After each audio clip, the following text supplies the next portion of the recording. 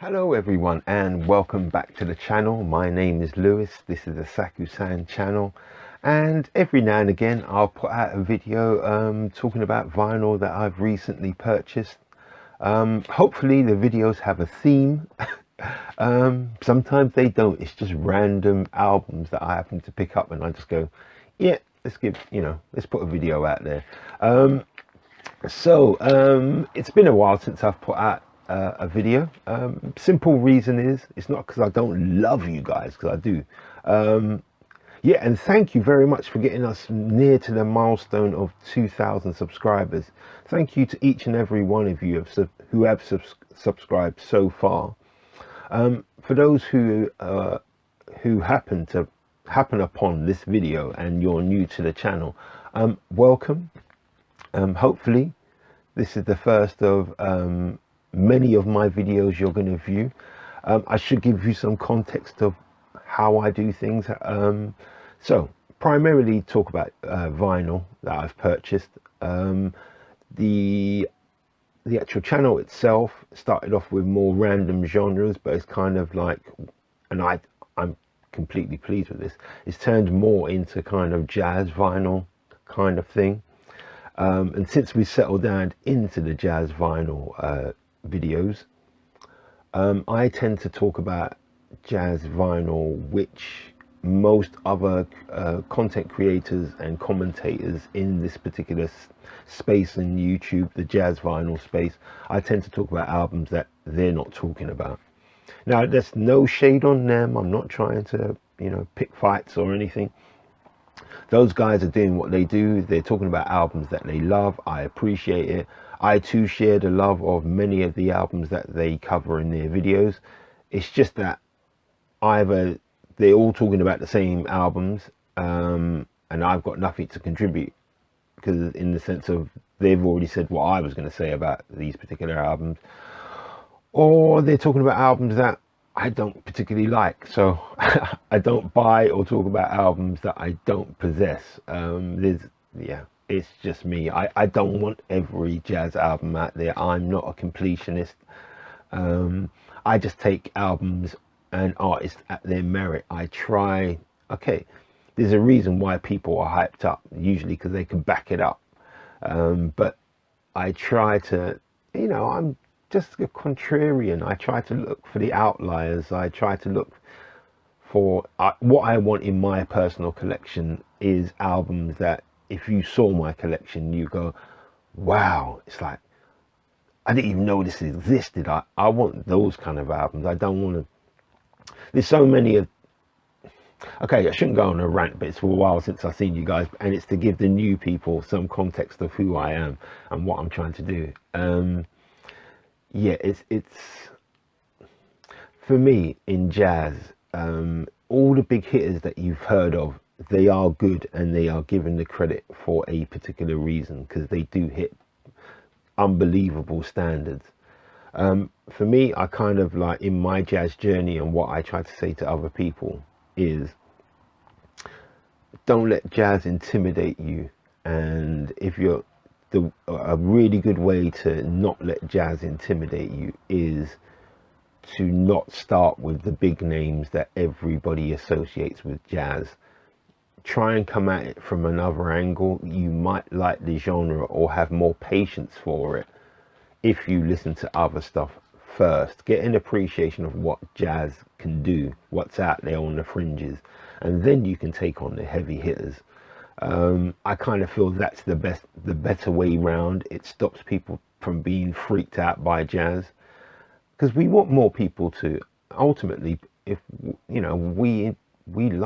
I like jazz and I want to share my enjoyment of jazz with other people. I don't want them to be intimidated by the genre. I'm not a gatekeeper or anything. I just have a particular taste in jazz, and I have a particular perspective in it. And is there a right or wrong answer? Probably not.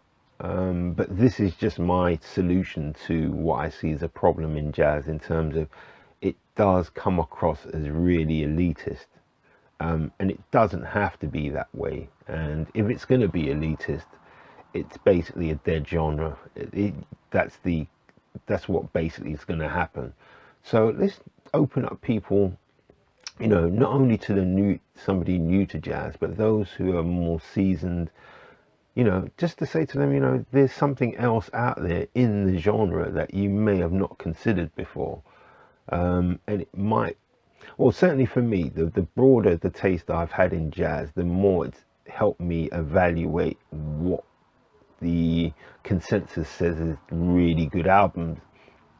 And I've got quite a few arguments within me. Well, in terms of, I've reevaluated loads of what's considered the pantheon of jazz, and I've given quite a few of them a lower rating than what other people would do, because I've just heard wider jazz. I haven't just like stuck to what's considered academically in musicology to be, you know, the best albums, because what does that mean? Because even if something's a technical tour de force, it doesn't mean that the end user, the listener, the one who actually is going to be, you know, giving you money for that particular product, that they feel the same about it. It doesn't mean that. So sometimes simplicity, you know, is the key rather than complication. But yeah, you kind of, you know, I'm not dismissing either side of things. I'm just saying, if you go, but if all I'm saying is, if you scoot too far one way, you're gonna basically gatekeep, and you're gonna keep, you know, your people who might have come over to this genre from other genres won't do it, because it's kind of like, it's just seen as, you know, too much. You know, you have to put on too many ears and graces. And jazz, from what I've seen and what I've heard, is not like that. There's elements which are like that, but not all of it. And let's explore the other side. So sorry about the rant.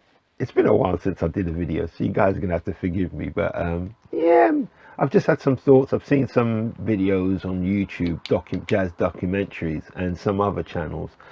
So other channels which are not talking about jazz they're talking about jazz history and jazz musicology rather than individual albums. So just the philosophy behind jazz. I've been watching a few of those documentaries, just the bigger picture, the meta jazz thing. And yeah, it's kind of some of my thoughts on jazz as somebody who's not saying, you know, I'm not saying I'm an expert. I'm just saying I enjoy a particular genre, which happens to be jazz, and I like other genres as well.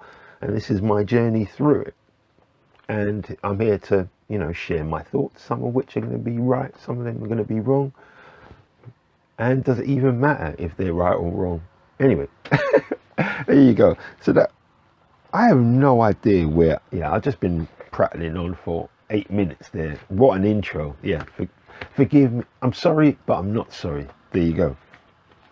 So on today's episode, after like 8 minutes of rambling, so today's episode is going to be 5 contemporary jazz albums. So albums which have basically from 2020 onwards have been released. This is items that I've picked up along the way over the last year or so, and I wanted to put them in a special video, which is contemporary jazz, where, you know, they'll be evaluated by, you know, similar released albums, rather than putting with albums which are decades older and got much more hype behind them.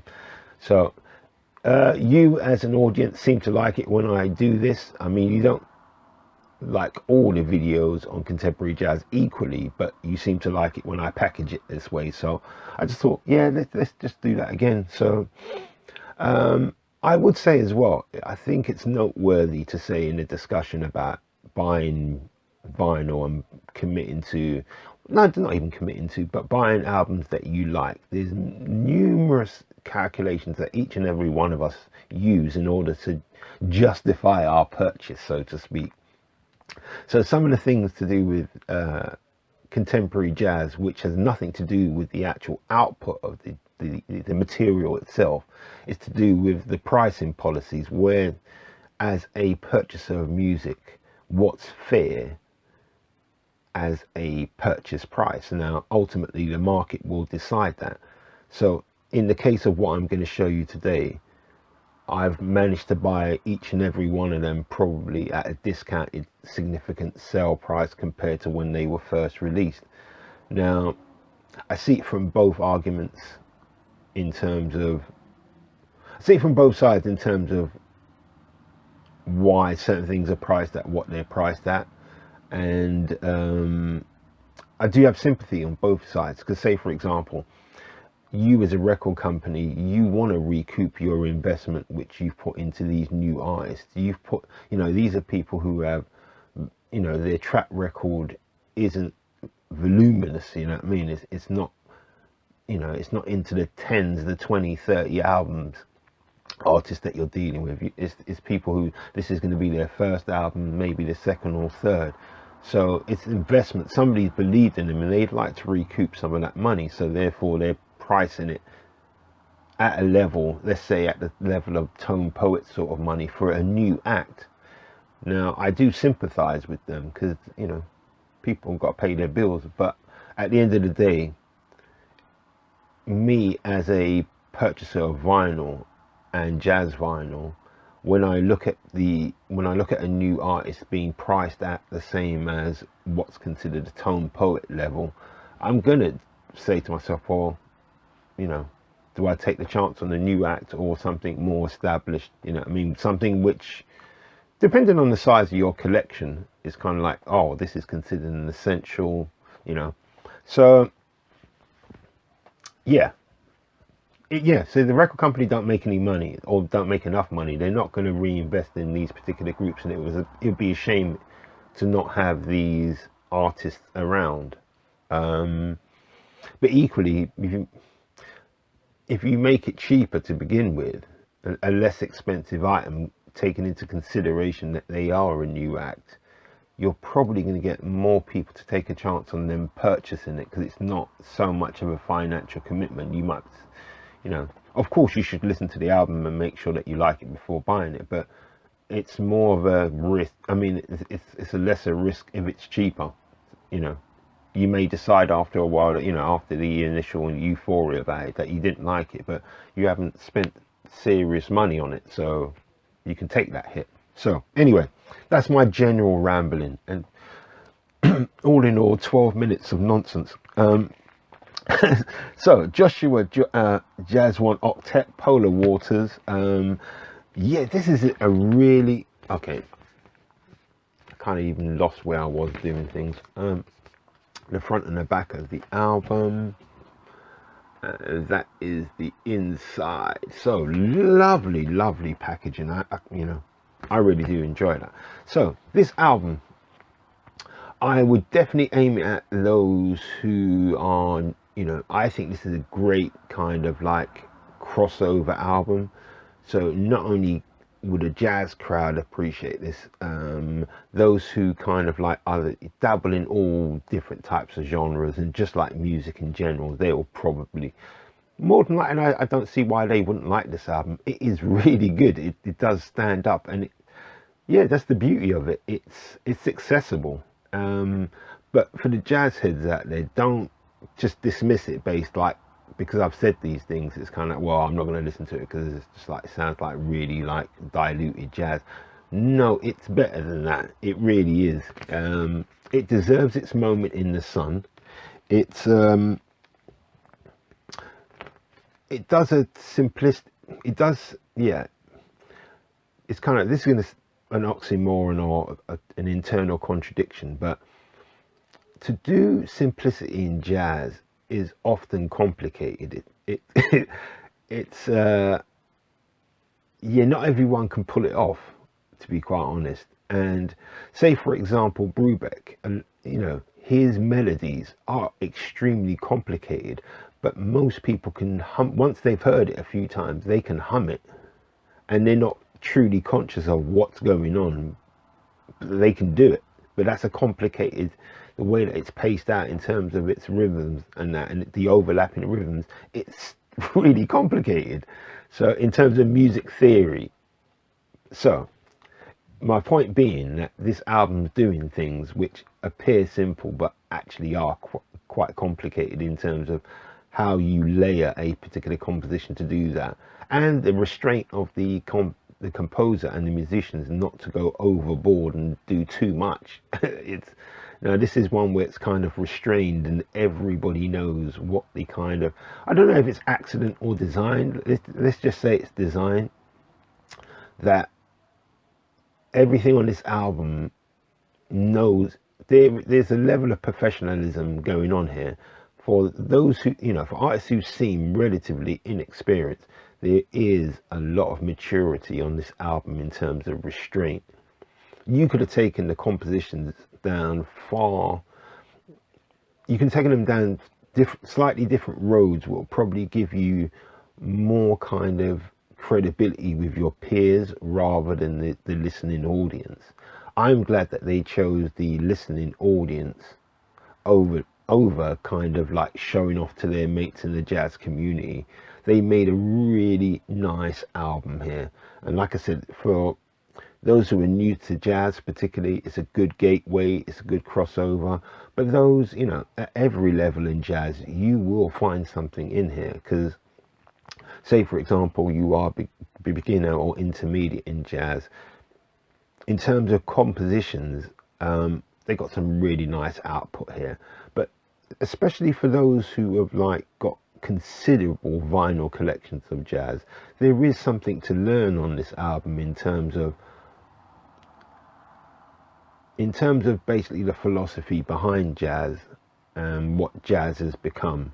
The kind of, it's a reaction against, it's not consciously a reaction against the elitism of jazz, but it is an antithesis. It is a welcoming album.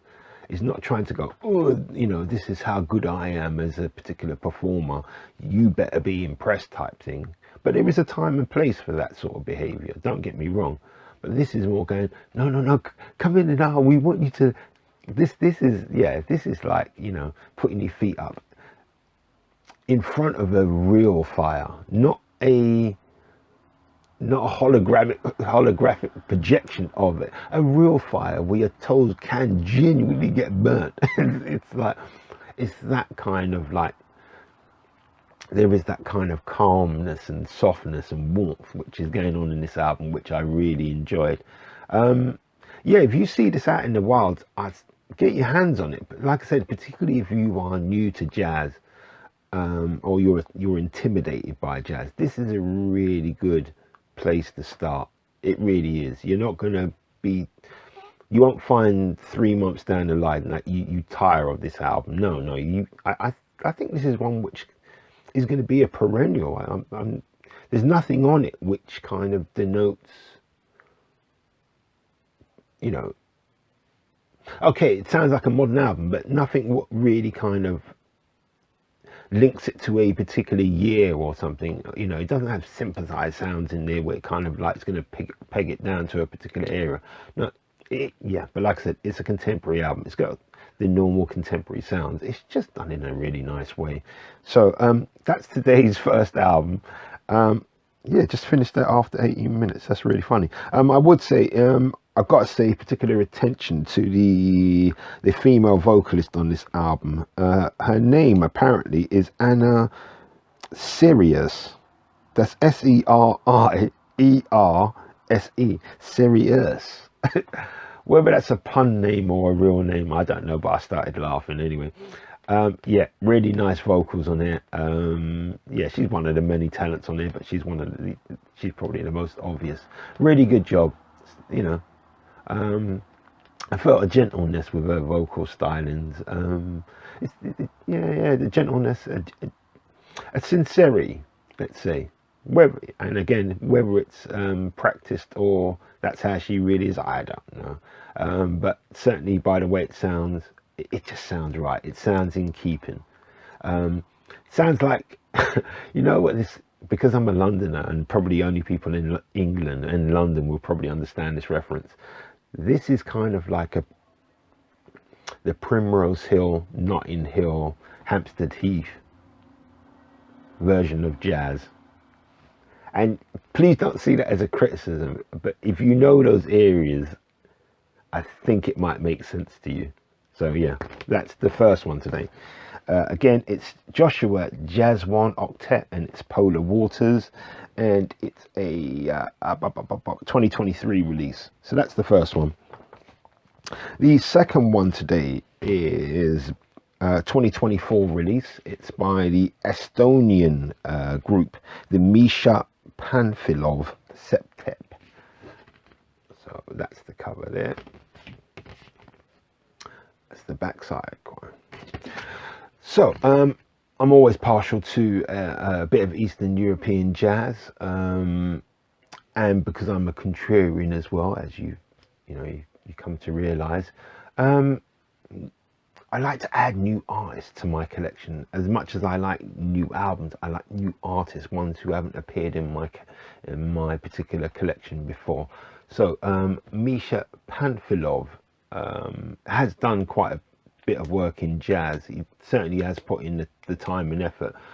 Yeah, a number of credits under his name. Haven't liked all of his output, but this album, I'm so glad. Again, I got this at, I think when it was released, it was at a good price. Certainly a price that you can take a chance on it. You won't feel offended by the price. Now, it's the content of it's the content of this album which is really interesting.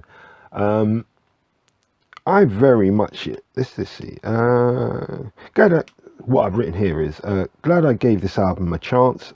Every time listening to it, something new is revealed on this album. So I think this was to do with the different kind of headphone amplifiers that I was listening to, and the different headphones that I was listening to this album on different occasions. So it kind of like, this album is, it's kind of scalable in the sense of, and I think there's another album today which has a similar thing, or anyway, what I'm trying to say is, depending on how your music's being reproduced, depending on the equipment, whether it's, you're doing it digitally or you're doing it from, physical sources, and the actual hi-fi you're using, and everything's dependent on how you hear this album is so dependent on what equipment you're using. And I'm saying everything that I listen to this, whether it's a different amplifier, so whether it's a headphone amplifier, whether it's going through hi-fi speakers, whether I'm listening to it on my phone, yeah, it all sounded good, but the better equipment that I used in order to listen to this, the more was revealed. So when I say scalable, that's what I mean. I mean that the actual how the sound's being reproduced, the equipment that you have, will determine how much is revealed of this album. And certainly I had a really enjoyable journey going from, listening to it through, IEMs on my phone, to listening to it on vinyl, through my kind of like headphone amps, and then just playing it through my, my bigger stereo hi-fi speakers. They were all different listening experiences. All of them were good experiences, but they were different experiences by way of how it sounded.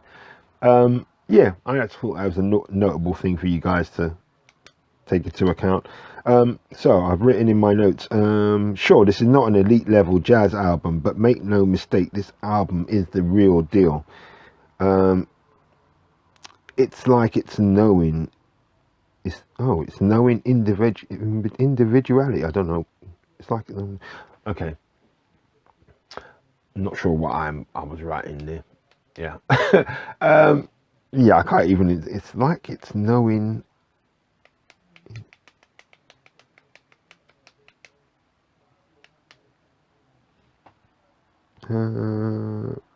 Okay, so following that, I've written a definite forever green kind of evergreen album. So I'm saying this is so good that 6 years down the line, 10 years down the line, this album's still going to be doing it. And I think that's not it's hard to hedge your bets with these kind of things, but I think I could play this like in 10 years time and it's still going to be a banging album. It's not going to sound weird like it's of a particular era. It's just good and timeless. And yeah, for me in my collection, that is really important. I don't want, what's necessarily the tune which is in vogue now. I want the evergreen tune which just it doesn't matter when you play it, it's just a wicked tune or a really good album. And I'd say this is probably one of them. Oh, I did it again because on my first take I forgot to do this. I'm on this album. Swimming in Winter is going to be the track from here. So I did that on the last take of this video. I did the same thing. So on this particular album, before I forget, I'm so out of practice with this. Kaleidoscopio is the track that I'm going to be using from this particular album. Links are going to be down below so you can hear it for yourself. So first, the jazz, the Joshua Jazz 1 octet, I'm going to leave a link down below for you to hear the track. I'm going to also leave a link down below for you to hear the Kaleidoscopio track from this one. As a body of work, yeah, this gets like a really good rating for me. I love the Eastern European take on jazz, full stop. So that's always going to light my fire. Yeah, this album's just really nice. I'm not going to over egg it for you. I'm just not going to do that. Because in the pantheon of things, it's good, man. It really is good. But I'm not going to say, no. I'm not going to say that. But is it really good? Yeah, it's good. I ain't going to lie. But I feel with contemporary jazz, because we don't know, because a lot of this is based on the test of time kind of thing. At this moment, I'm going to say this is a really good album and I'm really glad to get hold of it. You should be able to find this one relatively easy and for a good price as well. But certainly listen to the track that I provided. Listen to the album in its entirety. It's a 8-track album. You're going to definitely find something that you like. I should say that the Joshua Jazz one, there is 5, 10, 12 tracks on that one. And yeah, there's like 5 bangers on that. I kind of skipped over that because I got truly excited in telling you about the overall thing about the album, what made me laugh or what I enjoyed. So forgive me. So yeah. The Misha Panfilov Septet, live in Stockholm and Tallinn. For contemporary jazz, yeah, easily one of the better albums out there. Not even 90% of albums out there can't match this one. It can't. They just won't. This is one of the better ones, full stop. So have a listen for yourself. So that's the second album today. The third album is by the French pianist Leila Olivesi. No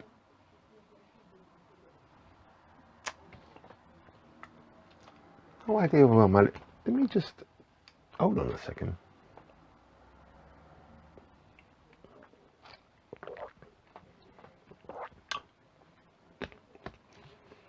Yeah, rather parched there. I think it's the out of practice thing. So the third album today is a 2023 release. It's by the French pianist Leila Olivesi and the album's entitled Astral. Let me just show you it.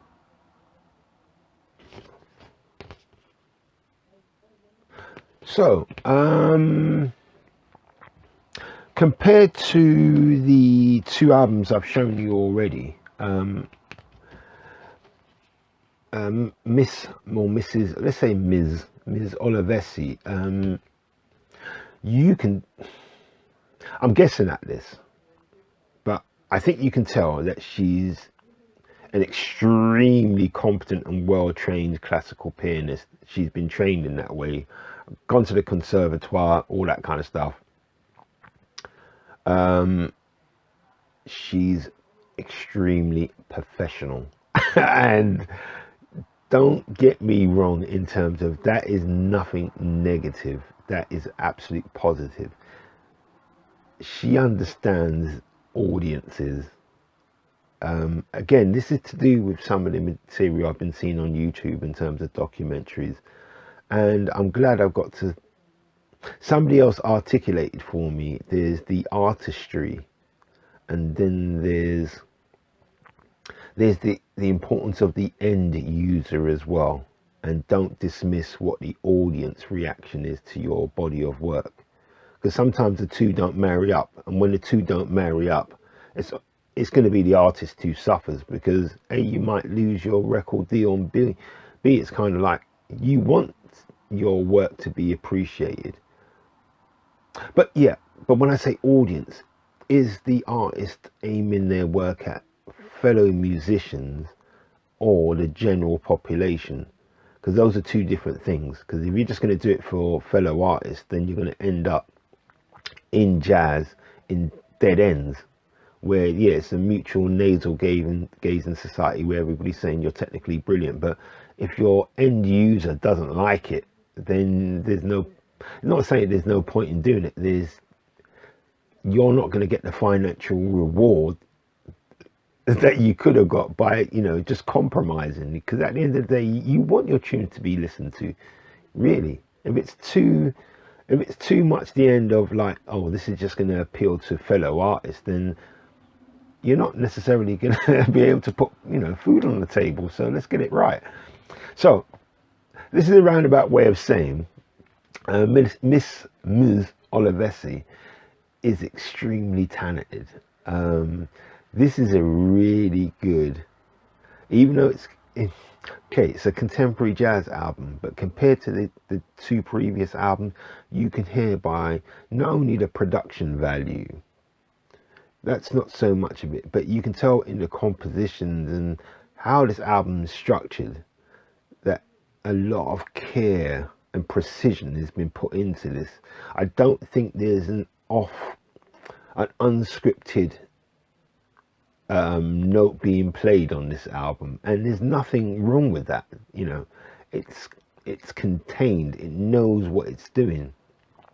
So yeah, I thoroughly enjoyed this album.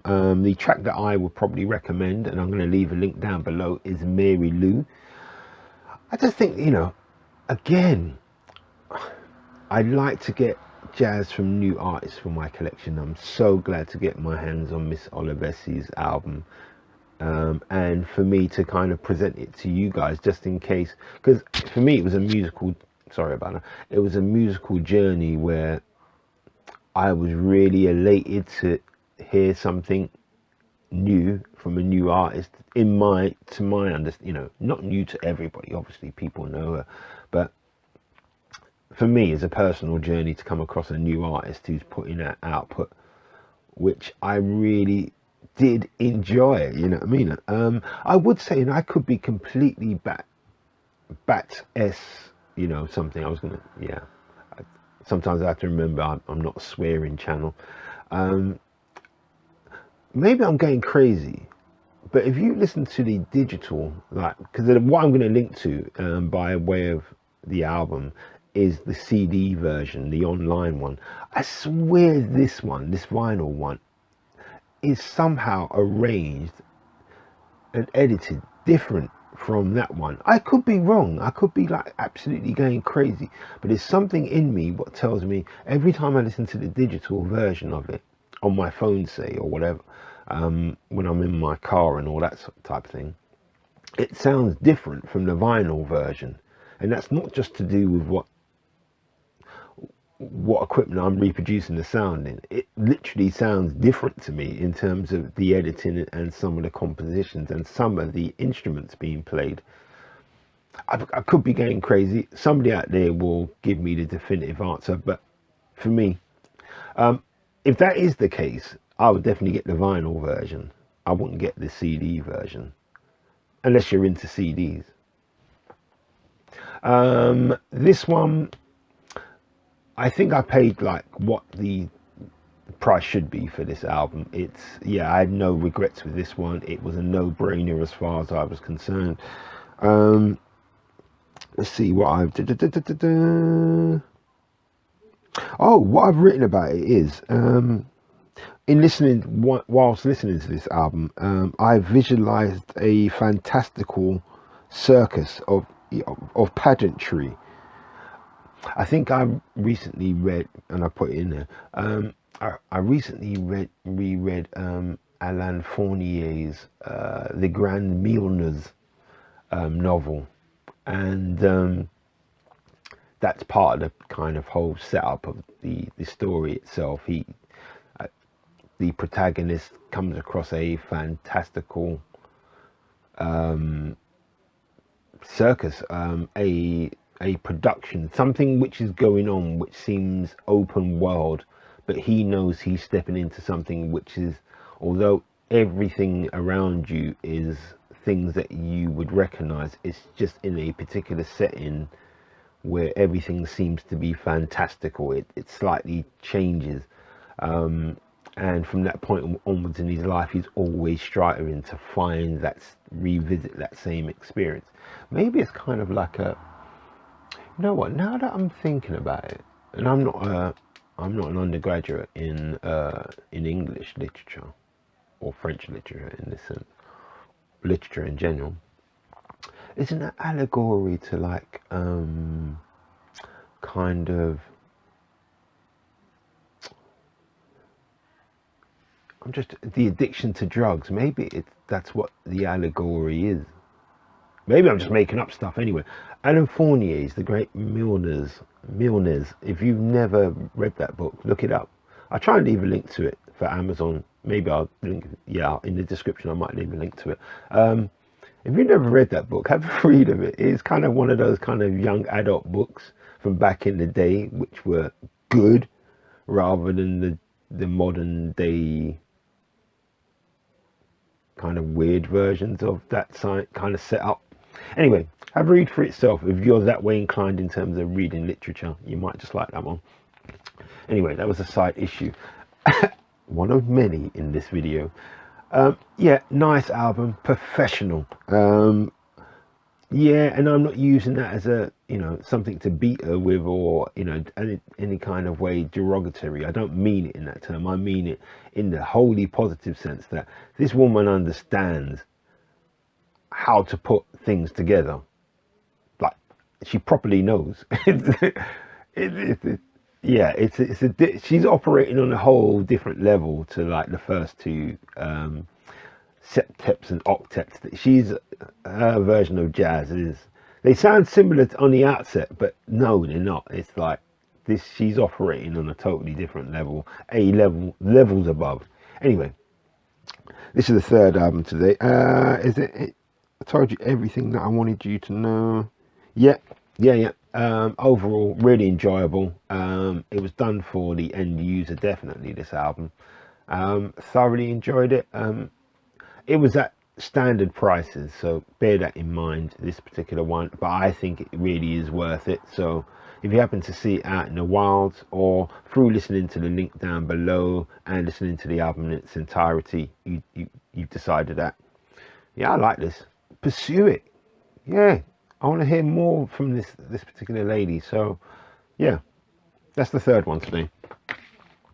The fourth one today might be a bit, I'm not even saying controversial, but it might kind of polarize the viewership, because again, if you've been around me for a while, you'll know that this, you know, I have a tendency to this particular subgenre of jazz, and it's kind of the, I like big band, not the Benny Goodman type, you know, Second World War era. I don't like that, but kind of like, I mean, maybe from late, see, if it's in the 60s, that kind of sound, I like it in soundtracks. I don't like specific jazz groups versions of, no, I prefer, if I'm going to hear that big sound, big jazz sound, I prefer it to do with a soundtrack. But there's certainly, every now and again, and it's happened to, excuse me, it's happened to me in terms of discovering these type of bodies of work. It seems to be with the more contemporary stuff that has its big band sound, which revisits previous eras, but not only does it as a homage, it does it as a respectful homage. Because I think there's a difference between, in this case, homage and parody. So when it's respectful homage, it's kind of like, these are new compositions, but we understand that we're standing on the shoulders of people who put this kind of stuff out here before. We're not the inventors of this style, so we're gonna, in the way that we play, and it's gonna be reverential. Whereas I'd say a parody is more kind of like, it's more kind of mocking, to say like, I can do this style, but I feel nothing towards it. I'm just going to show you that I can hit the main points of this particular style, just like that. No, the album I'm going to present to you is a respectful homage, and it is the jazz orchestra of Concertgebouw. I'm going to say that. I'm leaving it at that. I'm not going to try and repronounce. The music of Jim McNeely. Don't know who this Jim McNeely is, but definitely from his compositions on here, I should be checking out more of his back catalogue, because this he's got some ace compositions. So the album's entitled Serenity, and I think the word means like a lament, a wailing lament. That kind of, yeah. Oh, is it? Yeah, a lament by way of song, something like that. Anyway, gatefold. Yeah, you can see some of the images of some of the people involved in this, and that's the reverse side. Really nice packaging on this one. Yeah, it's modern big band, and I'm going to leave a link down below. The tune I'm probably going to use is a track called Martin's Thing. How many tracks are on this album? I can't even remember. 9 tracks on this one. Yeah, you're either going to like it or not like it. I enjoy it, and particularly in the context of these albums here, this is going to be more muscular. It's going to, because it's the jazz going ba ba ba, horn sections just kicking in. Yeah, this has got a lot of power in it. It's got a lot of subtlety as well.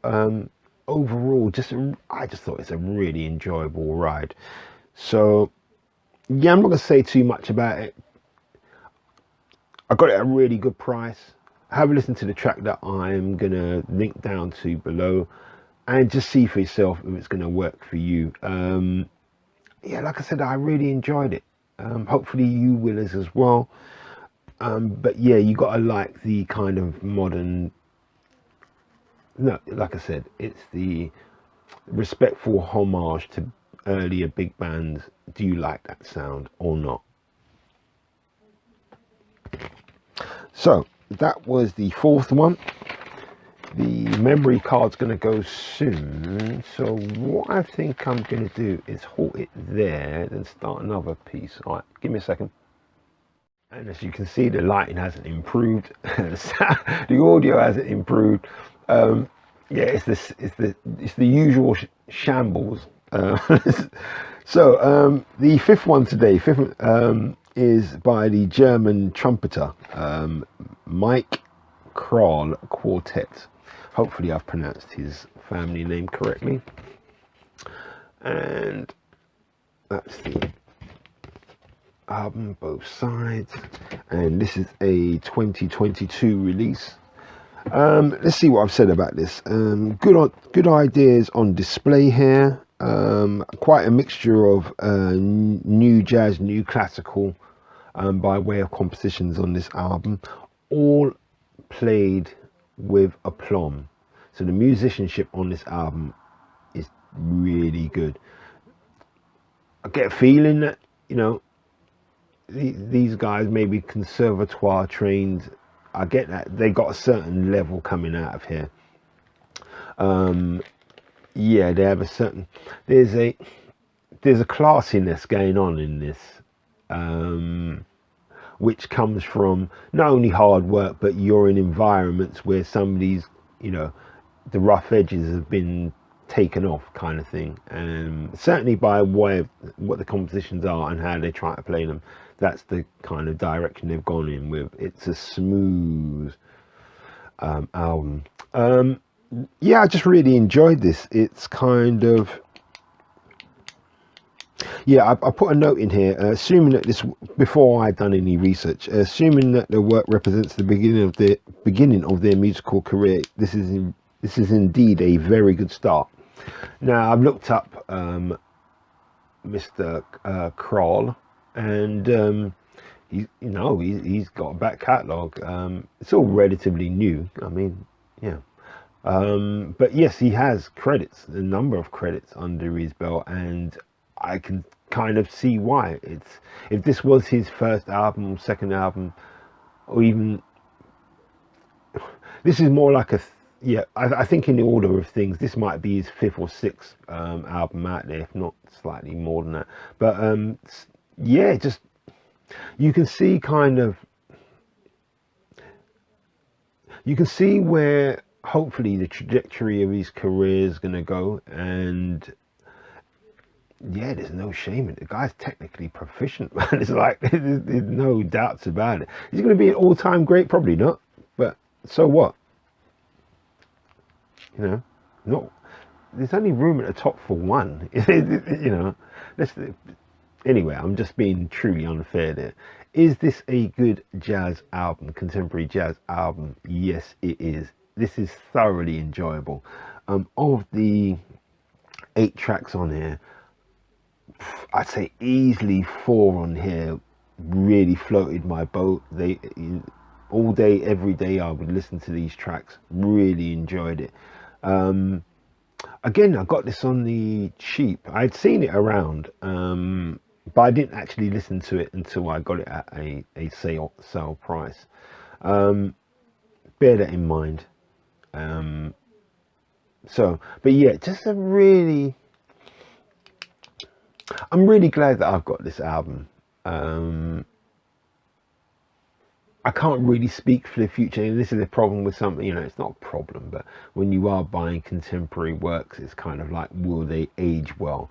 I believe that this one will do as well, you know. And the reason, you know, I'm not trying to like poke fun at anybody.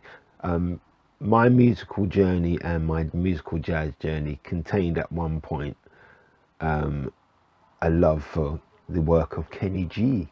I'm going to say that quietly, but so, and that didn't age well. It really didn't, in terms of my understanding of music. Yeah, that didn't work. This is nowhere near that. But that kind of fear is still part of my kind of jazz mentality. It's like, oof, yeah, you might have liked it at the time in which you purchased it, but yeah, that was garbage in the scheme of things. It's truly terrible. Yeah, this is not like that. This is not like that. But like I said, the fear still is there in terms of like, you could just get it wrong. You just can. But yeah, I'm going to stand behind this one. I'm going to be definitely seeking out more of the material of this particular artist and the quartet, and see if there's anything else that I'm going to like. Yeah, I'll stand behind my purchase of this. Yeah, got no problem with that. So yeah, I'll leave a link down below. The track that I'm going to probably use from this one is Ms. Ludgate. That's probably what I'm gonna, yeah. One of the funny things, I'm not even sure I should be even saying this, because yeah, I'm not trying to be controversial. It's just an observation. It just made me laugh. Nah, you know what? I'm just gonna let it go. I'm just gonna let it go, because I don't even know. If I said what I wanted to say, it'd just be a standalone comment, and it wouldn't make sense in terms of, I would have to tell you the whole history of my thinking in order to tell you why I think something's funny. But yeah, let's just park that up anyway. Yeah, check this album out for yourself. Have a listen to the link down below. Listen to the album in its entirety. Again, really good album for those who are new to jazz. you know, it's got crossover appeal in there, but again, for those who are intermediate in jazz, there's a lot of material. There's material on here which you're going to appreciate, not only the compositions, the execution. So well done to Mr. Kral and his quartet. Really good effort, and such a good effort that I'll be looking at for more of your content in the future, and I'll look at your back catalogue as well to see if there's anything else that I might be able to pick up which will suit my collection. So yeah, something for you to listen to. So that's the fifth one, and normally we'll start wrapping up and go, it's all done, it's all done, you know, that's the fifth one. No, I've got a bonus one for you, and the reason why I got a bonus one is it's like this side of Christmas, it's unlikely that there's going to be a whole slew of albums that I suddenly pick up, which could have fitted in a contemporary jazz video. But anyway, this is one of the albums that has not featured as part of the five, and there's a really good reason. It is a, oh, what is that? Oh, didn't even know that was in there. Sorry, give me a second. This is a 2021 release. It's by Rolf Zelka. Yeah, that'd be Zelka. Beaches in Your Soul. So there you go. Let me show you. It's a gatefold as well. Yeah. So this is by a German composer and pianist, and again, got it for a good price. Definitely in the case of this, if it wasn't for the price that I paid for it, I would not pay regular retail jazz album prices for this one. For me, there's just not enough. It's a 9 track album, and I'm going to be brutally honest with you. It's got 2 tracks on it. The lesser track is just all right. It's all right. Yeah. But the main track, which is Awakening, is absolute. I just think it's a modern corker. And it fits in very well with the albums that I've shown you again today. But if you take away anything from my general ramblings today, is that this album, if you're going to be purchasing it, you know that there's only really one good track on here. Well, for me anyway, there's only one worthy track on here, and I bought it at a price which was almost a giveaway, and if it wasn't that circumstances, I wouldn't possess it. So yeah, no shade on the actual gentleman himself. He's done nothing to me, and I'm not trying to be personal. I'm just saying I do actually have it. I have bought it. I just wouldn't buy it for. There's definitely a ceiling in which I would, you know, if it approaches the ceiling or goes over, I'm not even considering this album as a purchase. It's just that it was low enough that I just went, yeah, I'd rather have it than not have it at that price, that particular price. So yeah, that's the it's like, you know, let's just say it's a pre-Christmas extra for you. But I'm going to leave a link down below for yourself, so you can hear the track that which convinced me to buy the album. Yeah, take a listen to the album in its entirety. You might want to get back to me and say, actually, you've been really unfair with that album. It's actually better than what you. Maybe not at this stage. Yeah, I'm not feeling it. I'm just not. Maybe on repeated listens, but the thing is, it's not going to get repeated listens to, because I know only like one track on it, so it's got no hope of changing my opinion on where I think this album stands. And for me, it's not really an album. Well, in terms of my interest, it's just one track on it. So that's it. That's the Brucey bonus, that one. So that was 5 contemporary jazz albums. Yeah, again, sorry it's been so long since I've done a video. As you can see, it's been a really chaotic video. So yeah, I'm just out of practice. I really am. super glad to be in your company once more. It's been an absolute pleasure. Yes, this video has gone on for way too long. There's been too much rambling, but guys, I haven't put out a video in so long, you know. Sorry, not sorry. That's how I feel about it. Yeah, hopefully there's been items here which yeah, at least perked up your interest in jazz, something that you were thinking about going into jazz, and this is accessible for you. Or for those who just like music in general, just want to hear what's out there, what people are buying. This is an example of that. Yeah, I hope that you found the albums I've shown you at least interesting. You're going to give them a listen, see what you think, make your own evaluations from there. Yeah, thank you for spending some time with me. It certainly has been enjoyable. Of course, I'm going to do another video when I've stocked up a bit. So I'm assuming that January and February will be really good for new purchases. This is what I'm hoping for. The beginning of 2025, there's going to be really some outstanding releases for me to share with you guys. So yeah, I'm waiting eagerly to see if there's things that I'm going to like. But until then, yeah. Thank you for joining me. If you enjoyed the video, if I haven't stressed you out, bored you to tears or whatever, please please consider liking, subscribing and sharing with random people who may be in your phone listings. Maybe tag onto it how not to do a YouTube video, particularly a jazz one. I don't mind if you share that with your friends. Again, hopefully I've earned your subscription if you're new here. Hopefully if you already subscribed and I haven't done such an awful job of this that you unsubscribe. Yeah, I don't think I want that outcome either. I just want to say thank you for joining me. It's always a pleasure to do these things. And it's nearly 2,000 of us, but I'm still surprised. I genuinely believe it's me and 4 other people, secretly friends and family, who are watching my output. But if you're not one of these kind of group, thank you for joining me. Really do appreciate that. Look after yourselves. Stay safe. There's definitely going to be one more video before the end of the year.